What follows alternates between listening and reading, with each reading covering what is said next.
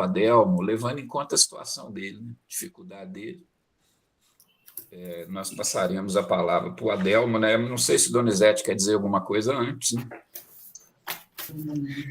Sim, eu gostaria primeiro de agradecer enormemente ao Oscar, que eu chamo sempre de Federico, né? Ao Camerino, que deu um trabalho danado, mas eu acho que foi fundamental, ao Adelmo e ao Miguel. É claro que a escolha parte do princípio que vocês são titulares, mas me honra muito, né? Sobretudo quando vocês se apresentam, né? Toda essa história. Eu sempre falo no nosso departamento que a gente recebeu o bastão e agora a gente tem que fazer esse trabalho que vocês fizeram. Então, ter a honra, né, de ter pessoas assim na banca é sempre um privilégio. E eu noto, né, notei depois a importância de não serem pessoas amigas no sentido sartreano do termo.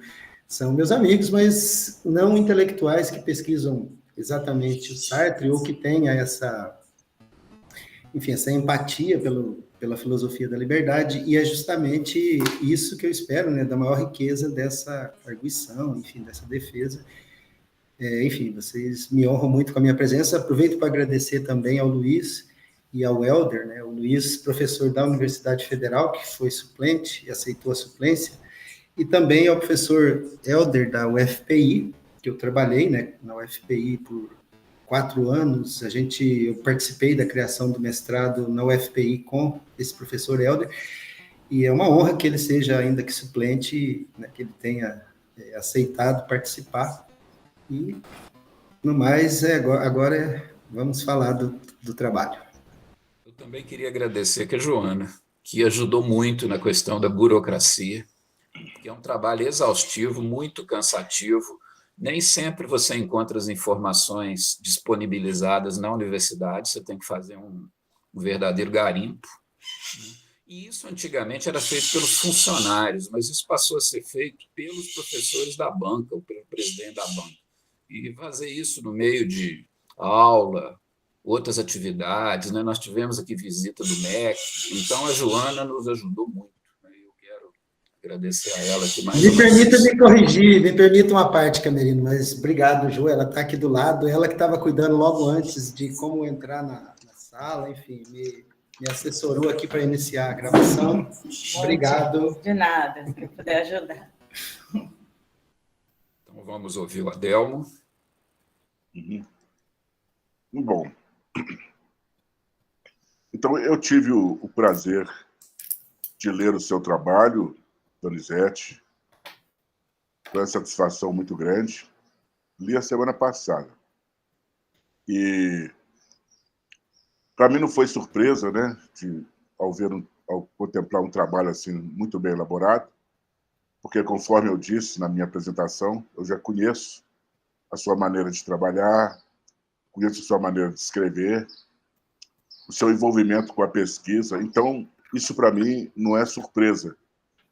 E em função dessa sua maneira de trabalhar, do seu gosto pela pesquisa, da sua atenção em relação ao trabalho que você faz, é que nós tivemos aí, né, esse resultado que foi esse trabalho que você escreveu aí.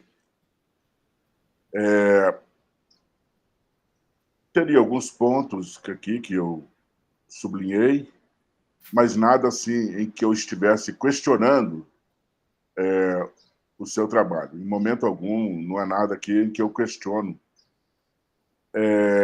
Mas um ponto assim que bastante me chamou a atenção está até muito relacionado com o título, né? Quando você fala a questão da liberdade, e que é um tema assim, fundamental do pensamento de Sartre, a questão da liberdade. E aí a gente vê hoje também, né, na nossa história atual, no Brasil e no mundo, né, de uma maneira geral, que esse tema da liberdade ele tem sido objeto de bastante discussão. Inclusive, nós temos aí, na esfera brasileira, né, a discussão a respeito dos limites que se deve ter aí nas redes sociais ou não, né?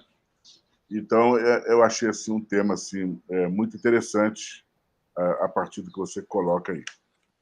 Então, eu pediria, embora você tenha assim, a decisão, o grupo, né, acatou essa decisão de você não fazer uma apresentação, mas, assim, eu gostaria que você fizesse, em cima do que você escreveu, uma breve colocação aí a respeito da pertinência do pensamento de Sartre em relação a essas discussões que nós temos hoje na contemporaneidade, né?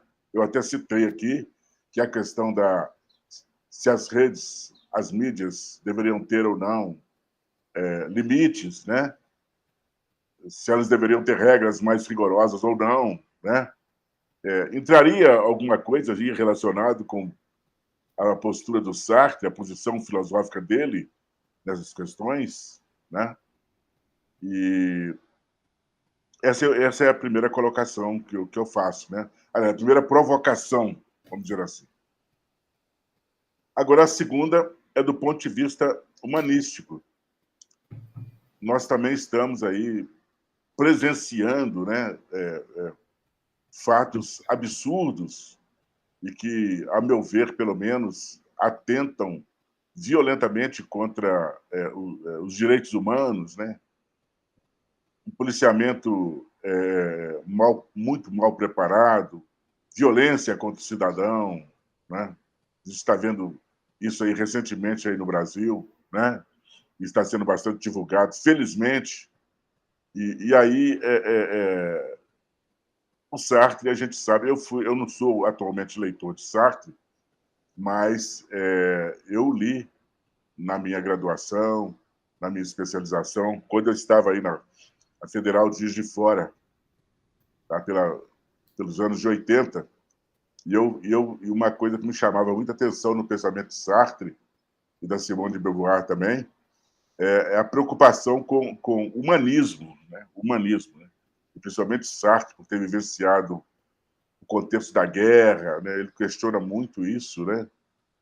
A falta de humanismo, a falta de consideração, a falta de uma ética. Então, haveria como colocar o posicionamento sartriano frente a esses fatos recentes que nós estamos vendo hoje no mundo, de uma maneira geral, e agora, de uma maneira assim, muito destacada no Brasil. Então, são essas duas provocações que eu faço a você, Luciano Donizete, e pediria que você se manifestasse aí, tá bom? Mas no mais, antes de você fazer a colocação aí, eu repito, né, eu quero reiterar aqui, né, o prazer que eu tive de ler o seu trabalho. É um trabalho muito bem feito. Você ressalta muito bem aí os tópicos que você se predispôs a explorar no pensamento de Sartre. Então, eu devo dizer aqui de público, né, que foi muito satisfatório, muito bom ler o seu trabalho, e de antemão lhe parabenizar por esse trabalho que você nos apresenta aí, tá?